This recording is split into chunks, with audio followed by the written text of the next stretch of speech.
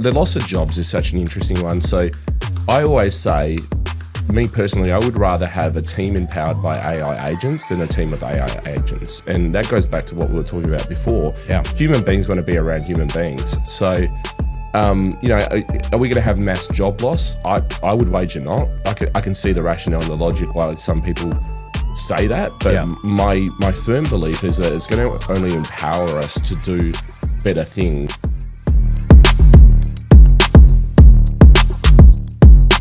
Today I am joined by Steve MacFarlane, CEO of Syfre, an Australian AI studio helping businesses use artificial intelligence to make their people more valuable, not less necessary.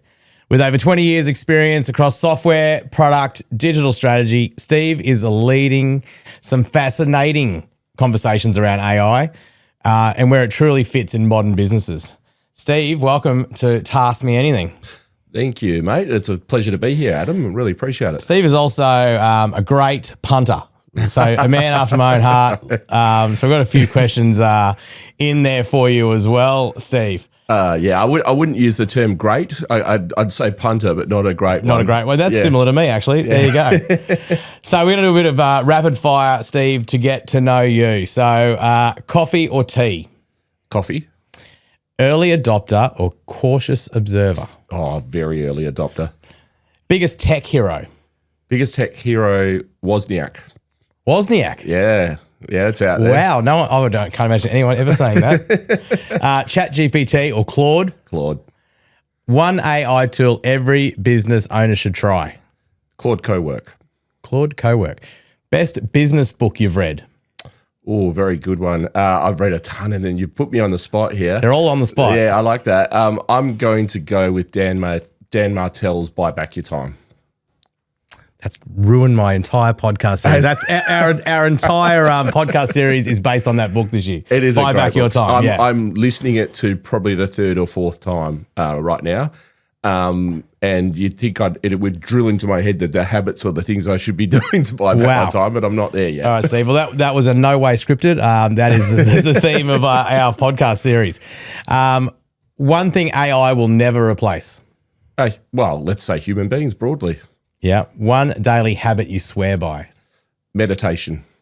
Oh, okay. We can dive into that. Yeah, sure. If you weren't in tech, what would you be doing? Oh, geez.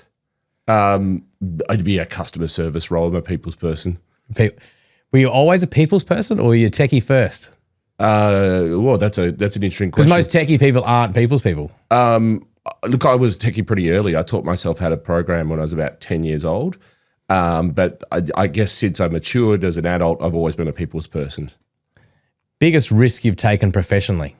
A lot. I would say when I left my stable job, when I went out to become somewhat of an entrepreneur, probably now 11 years ago, I was in a pretty good wicket at an advertising agency and decided I want to have a crack myself. Right.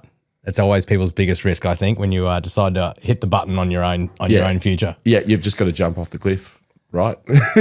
All right, Steve, if you could instantly buy back 10 hours of your week starting tomorrow, what would you stop doing? And then what would you spend those 10 hours a week doing? Yeah, that's a great question. And it's very interesting tying back to Dan Martell. Yeah. For me, I do so many little tech fiddly things for clients. So I'm often in editing HTMLs, editing websites, doing little bits and pieces that I think could be better done by AI, better done by another human being, or a combination of both. Or a VA. Or a VA, absolutely. Thanks, Steve, for bringing it back. Or a VA well equipped with AI. Perfect. And then what would I do at that time? Well, I don't think I'd spend enough time at the moment on my sales process and just getting out and meeting people more often to drive that sales funnel. And it's not all about a sales funnel either. Just getting out and meeting people is what business is about. That's what we enjoy doing. It's funny. You're episode number 3 in this series, and everyone says with their 10 extra hours, they should spend it more with people. Yeah, I'm not surprised. I mean, we greatly undervalue how much we want to be around other human beings, how gregarious we are as a species. And I think that's a big underlying part of my ethos when it comes to AI. What's one task every business owner should stop doing manually today that AI could replace? Yeah, good question. I think calendar management, when it's done, with the right AI process, is something that can really tie up a lot of time. I know a VA can do that very well, but I also think now AI is very well positioned to do that. Yeah, I do it a mixture. So I have an AI bot that sits in my calendar and my emails and schedules things that I say in email. It schedules it for me so I don't forget. If I say I'm going to call you back next Wednesday, it puts it in there automatically. Yeah. But a VA then sits behind me and goes, "We're not going to do that next Wednesday. You're doing this." So we write an email saying, "I said Wednesday, but it's going to be Thursday." It's similar for me. So I've got 2 account coordinators who get emailed every day all the ridiculous promises I've made on sales calls or on calls in general. And my rule of thumb is whatever I've committed to in terms of time frame, take 20% off that. And that's when we need to deliver it. Yeah. I asked you before, what's one thing AI will never replace? What's one thing AI should never replace that people are trying to do? Ooh, I like that. That's a great question. I think outbound sales calls or outbound customer service calls. Nailed it. I really dislike these AI voices. I know they're going to get better. I would say anyone out there listening, do not ever try and use it for outbound. It's so damaging to your brand and your reputation in general when it goes wrong. That's you, the wine club. Yeah, that's right. Inbound is okay. I still don't love it personally. And I feel like it's creating a lot more slop, these AI voice agents, and a lot more spam, which is not what we're trying to achieve here. No, I think it's, we obviously have callers with our business, and people will argue that what my guys are doing from the Philippines or Sri Lanka is no different, but we have a human element. We have that ability to understand someone's tone. Oh, have I got you at a bad time?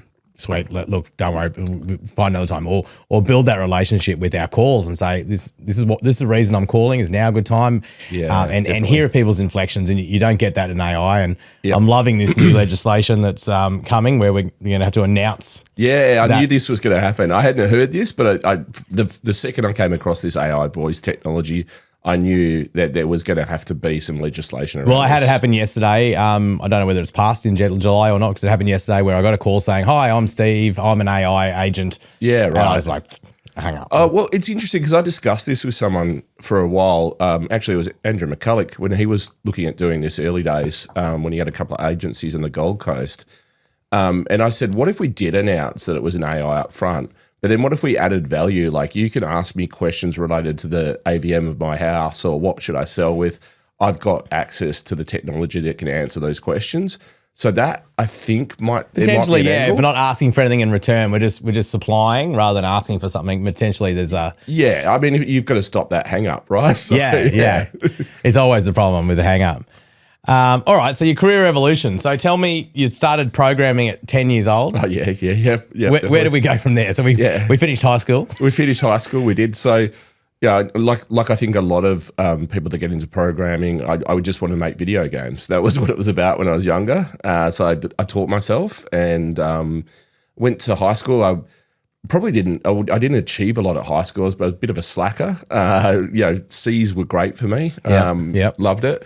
I went to university, studied computer science, and realised that the people around me in the computer science industry had a different personality type to me. And I kind of went, is this the industry I want to be in? So I went out and studied a Bachelor of Business majoring in marketing, which eventually landed me in advertising. So I was in digital advertising right at the time where the convergence of online marketing became quite mainstream.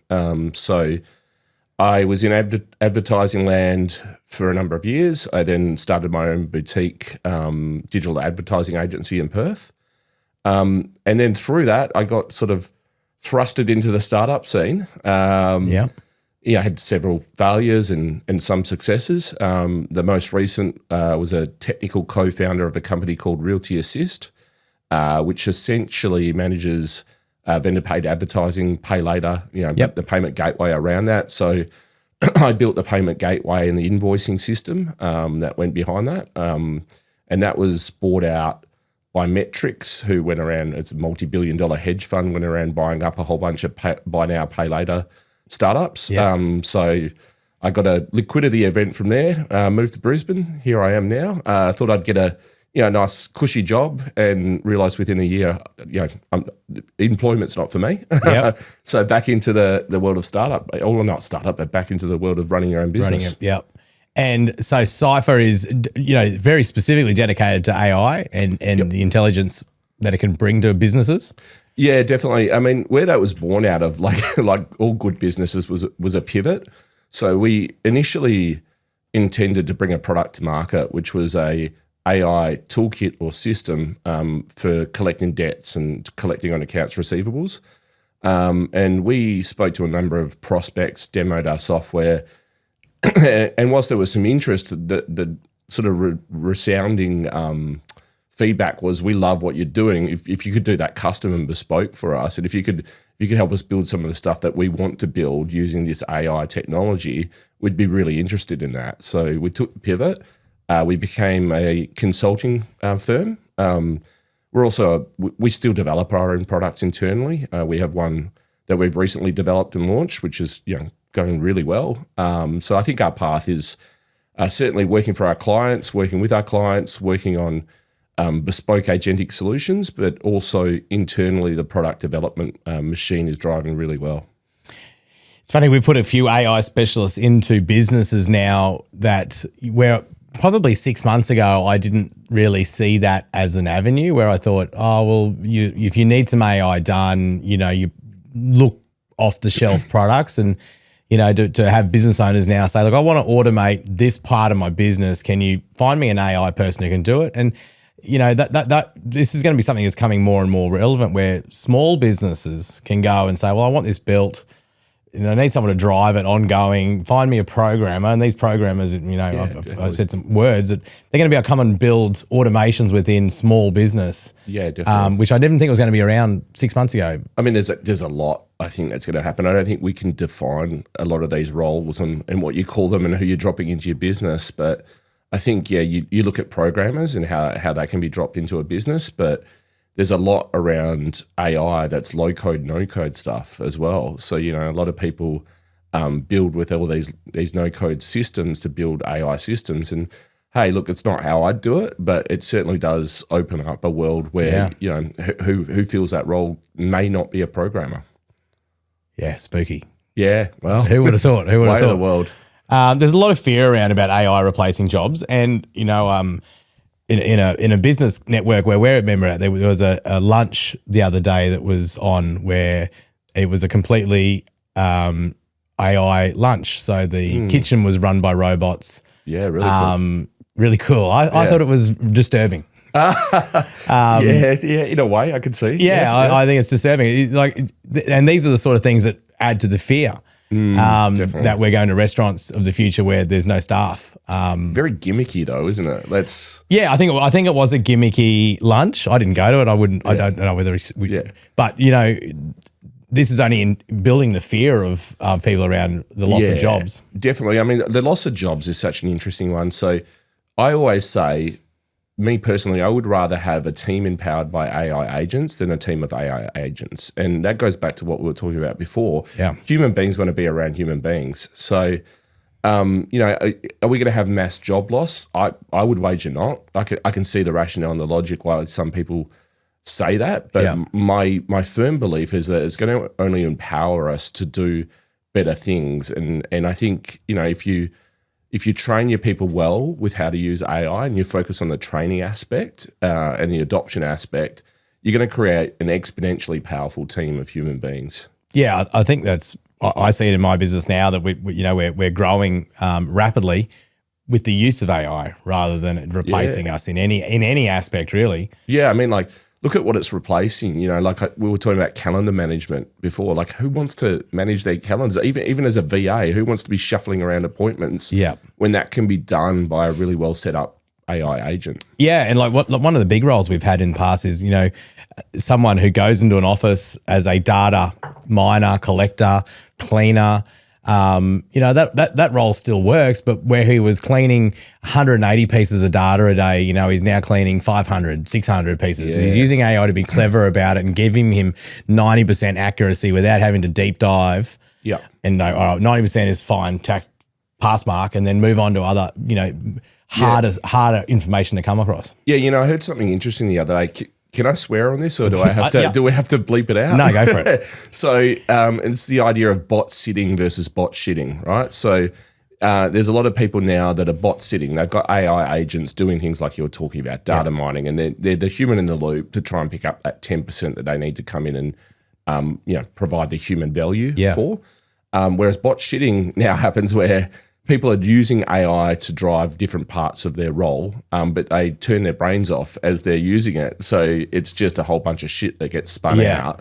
And then that goes up the chain, that goes up a company up the chain, and it creates actually more of a mess and more time lost than it's intended to, save time. So. Yeah, I agree. I think I'm a full believer of AI, and many of my friends sort of look at me and go, "Why would you be encouraging it?" And I encourage it in a certain way, and it's very in line with you, who's an AI founder and thought leader.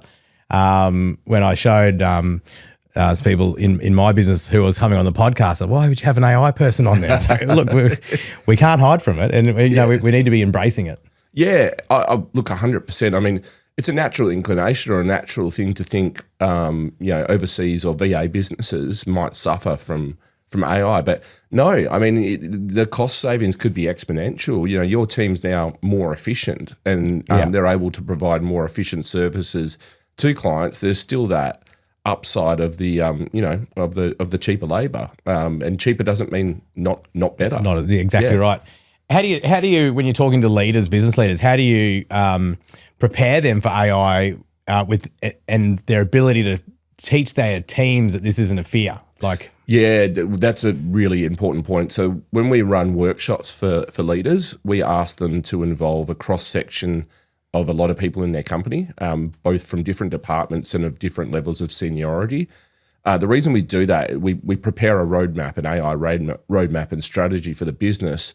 But by having people across the business have input on that, they feel like they have ownership of the roadmap, and they want to be responsible for helping it roll out. So I think when you do that, you're showing your people, hey, I'm not looking to replace you. I'm looking to involve you in this, and I'm looking to get your feedback and input of what's going to make your life better. Not coming in and having to trawl through spreadsheets for hours every morning is going to make you more motivated to come into work and do higher value tasks. And it's one of these, I was telling a business owner the other day that worrying about your Google ranking, we won't worry about that in 2 years' time. It'll be worrying about your ChatGPT result or your Copilot result. We actually do that at Syfre. We have clients that pay us to help their visibility within AI chats. And it's all about consumer behavior now. You're doing your research, you're doing everything through AI now. Even if you do Google, you're answered by an AI. So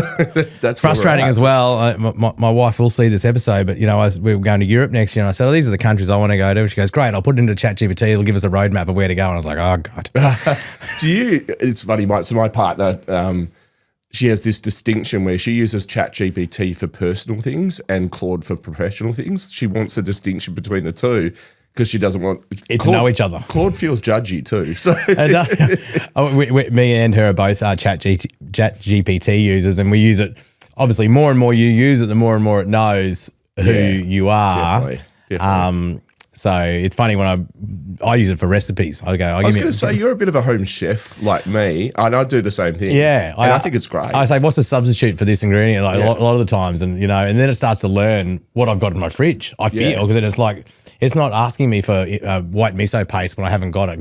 That's very true. I mean, I find it's great as well if you want, I do it for authentic curry recipes, and no, I don't want a jar. I want the authentic ingredients, and it's pretty bang on a lot of the time. The other thing I have tried to use it for is horse racing tips, and it has not been successful there. I do know someone who's running a system that I'm working with, because I had like you, like a bit of a punt, love my horses, and he's got a system that seems to be working, but it's tied into a rating system that he's got from the 80s.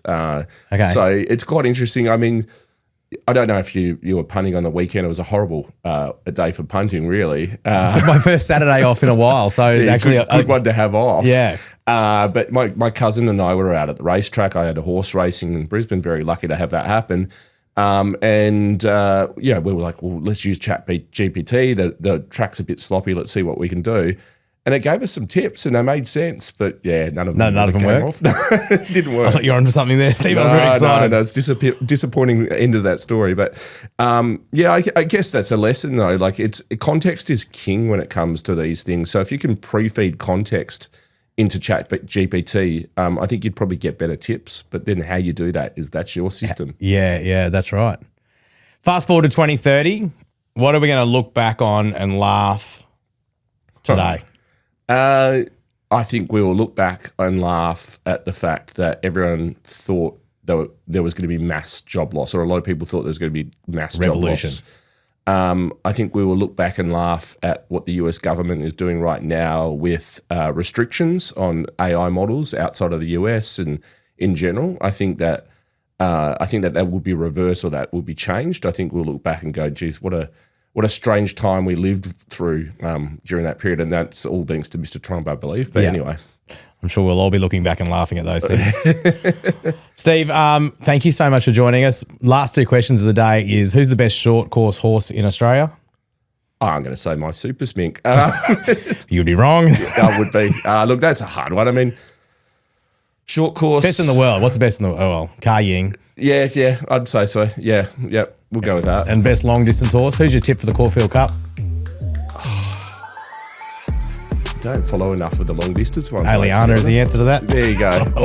or half yours. I do know that the Caulfield Cup and the Melbourne Cup are horrendous days for punting, so try and stay away from it. Yeah, I agree with you, but I'll be doing it. Thanks so much, Steve. We've got so much out of you today and appreciate it. Thanks for joining us on Task Me Anything. Absolute pleasure. Thanks, mate.